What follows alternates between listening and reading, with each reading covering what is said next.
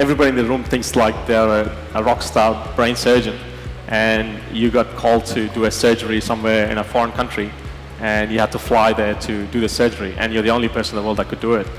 And on the way to the airport, the flight got cancelled, and the surgery is just reliant on you, no one else.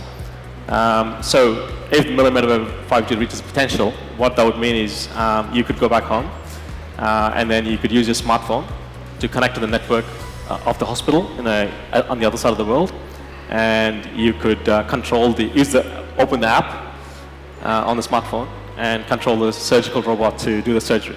Now that sounds pretty far-fetched, but there's actually been an experiment done that to demonstrate the value of millimeter wave 5G 5 years ago, where there was a surgeon in Oxford University, and there was a banana on the other side of the world in California, and they operated on it.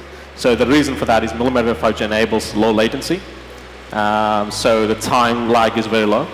So this sort of kind of use case start to happen as well.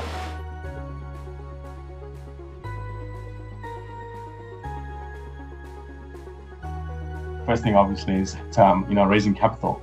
There are not so many venture funds that support sort of deep tech. So I think lucky that main sequence backed very early, like on day one.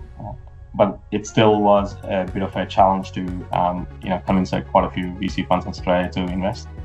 So I think that was really always a hard part of it, and it always felt like perhaps we should be looking outside of Australia rather than Australia.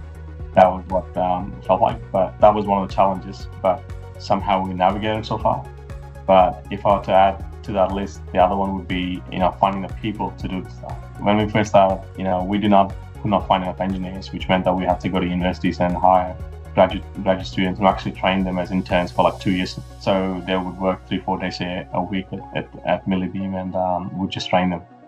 And most of the staff today, I think maybe almost 50% of staff we got that way. So I think if not for main sequence and breakthrough even now, right?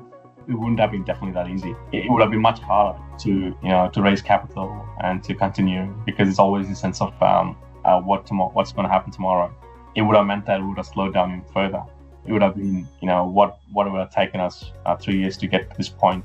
It would have taken us probably like 5 years maybe. I think having funds like Breakthrough Victoria and Main Sequence is super critical